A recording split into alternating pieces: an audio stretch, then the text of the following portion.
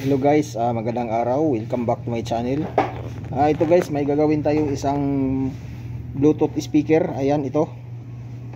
So, ang naging problema niya ay may humming daw. Ang kaniyang ini-power on niya may humming. So, try natin guys kung maingay ba talaga siya.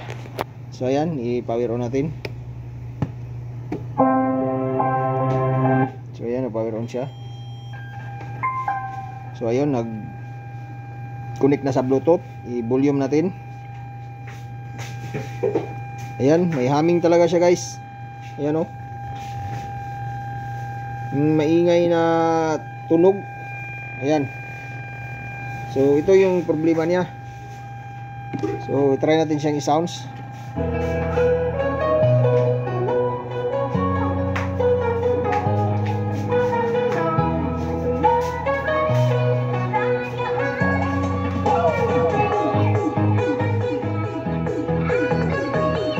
So okay naman siya guys, nagsa-sounds naman siya pero may ingay lang talaga siya guys. Ayan. So tignan natin doon sa loob guys kung ano yung pinakadahilan niya. Ito na guys, nabuksan na natin siya. Ito yung pinakadahilan ng kaniyang humming sounds guys. Yung maingay na tunog. Itong kaniyang Bluetooth module. Ayan. So okay naman yung mga connection niya sa signal, yung left output, right output at saka ground. Pero ang pinaka problema niya ay ito natanggal na. Dito siya kumuha ng supply mismo ng 3.3 or 5 volts. Kaya mag-iingay talaga ito guys, may humming talaga ito. So ang gawin natin guys ay lagyan natin siya ng sariling supply. Supplyan natin siya ng ibang supply, hindi nakakunik dito sa ating pinaka Bluetooth, ito sa ating speaker. Ito yung supply niya guys. Itong charger ng cellphone, pwede ito guys. Ayan, kasi ang kailangan ng module, ng itong module na ito ay 5 volts. Ayan 5.0 or 3.3 volts. Yan. So itong charger ng cellphone ay 5 volts din ito.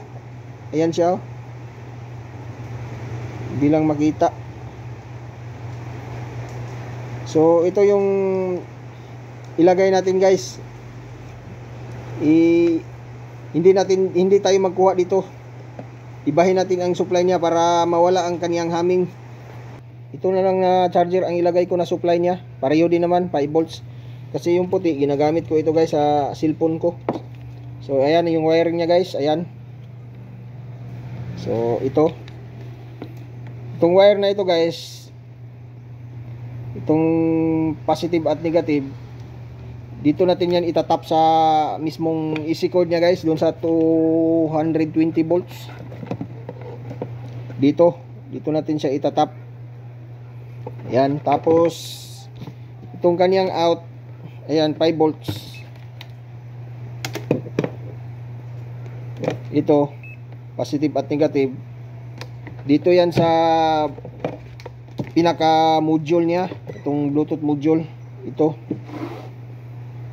ayan yan, dito positive at negative. So i-connect ko muna siya guys.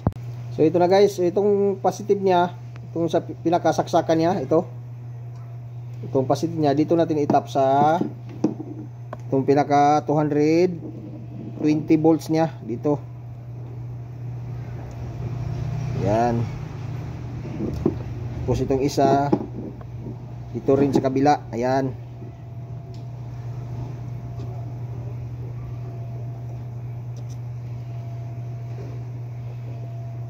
Yan.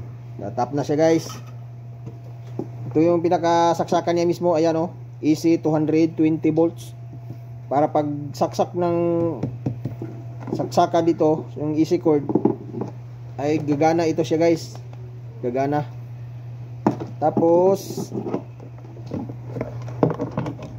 yan. Itong positive at negative, ito yung positive niya, itong pink.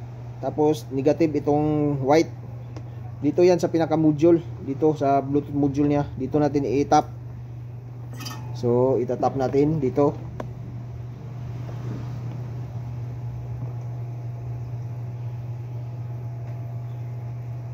Yan, tap na siya.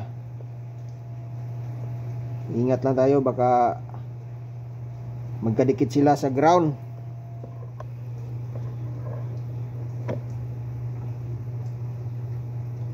So ayan. So nakatap na siya guys. So i-try muna natin bago natin siya ipasok kasi natin dito sa loob. I-try muna natin kung nawala ba ang kaniyang humming, yung humming sounds niya. So ito yung 220 volts niya, isaksak natin dito. Yan, nag-ilaw na siya. So ibig sabihin no, nag-power on na siya.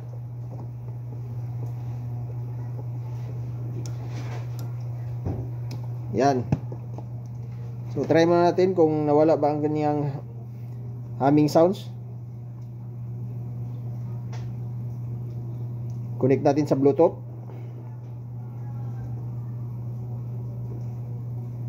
Yan, connected na pala. So dito yung volume niya.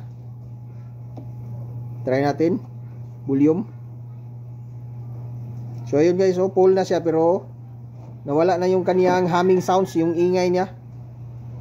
Yan. So okay na siya guys. Ito lang ang gawin guys. Ibahin niyo ang supply ng ating Bluetooth module kasi pag dito ka kukuha, ayan, mag-iingay talaga yan siya guys. May humming sounds talaga yan siya. Pero kung ibahin mo yung supply niya, mawala yung kaniyang humming sounds. So try natin mag sounds kung nawala ba yung humming niya.